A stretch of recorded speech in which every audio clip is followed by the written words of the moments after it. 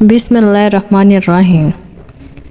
हज़रत शेख अबू उमर उस्मान और हज़रत अबू मोहम्मद अब्दुल हक से मरवी है कि हम हजूर सैयदना गौसे आज़म रहमतुल्लाह अलैह की खिदमत में हाज़िर हुए तो आप वज़ू फरमा रहे थे। वज़ू फरमाने के बाद आपने 2 रकअत नमाज़ पढ़ी और नमाज से फ़ारिग होने के बाद आप रहमतुल्लाह अलैह ने अपनी दोनों खड़ाओं को हवा में ज़ोर से फेंका और दोनों खड़ाएं हमारी नज़रों के सामने से गायब हो गईं।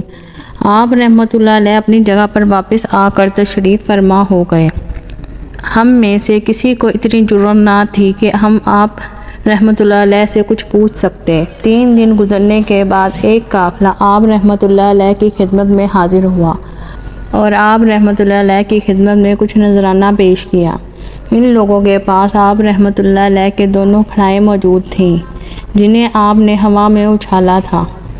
हज़रत शेख अबू उमर उस्मान और हज़रत अबू मोहम्मद अब्दुल हक फरमाते हैं, हमने इस काफ़िले से दरियाफ़्त किया कि इनके पास ये खड़ाएं कहाँ से आईं, तो उन्होंने बताया कि हम अपना सामान तिजारत लेकर बगदाद शरीफ की जानिब आ रहे थे कि रास्ते में लुटेरों ने हमें घेर लिया और हमारा माल लूट लिया। लुटेरों ने माल लूटने के अलावा हमारे बहुत से अफराद को भी कत्ल कर दिया। जब वो लुटेरे माल असबाब लूटने के बाद तकसीम कर रहे थे तो हम बचे हुए लोगों ने बावाज़े बुलंद हजूर सैयदना गौसे आज़म को पुकारा। अभी हम ये कह ही रहे थे कि बुलंद आवाज़ें आना शुरू हो गईं, जिससे वो लुटेरे खौफज़दा हो गए। हमने समझा कि कोई शख्स आ रहा है। इतने में वो लुटेरे हमारे पास आए और हमारा माल हमें वापस करते हुए कहा कि अपना माल उठा लो।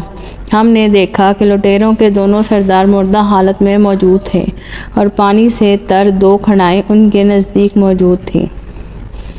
नाज़रीन, आपको ये वाक़या कैसा लगा? मुझे उम्मीद है कि आपको पसंद आया होगा। अगर आपको पसंद आया होगा तो मेरे चैनल को लाइक करें, सब्सक्राइब करें और बेल आइकॉन को ऑन करें।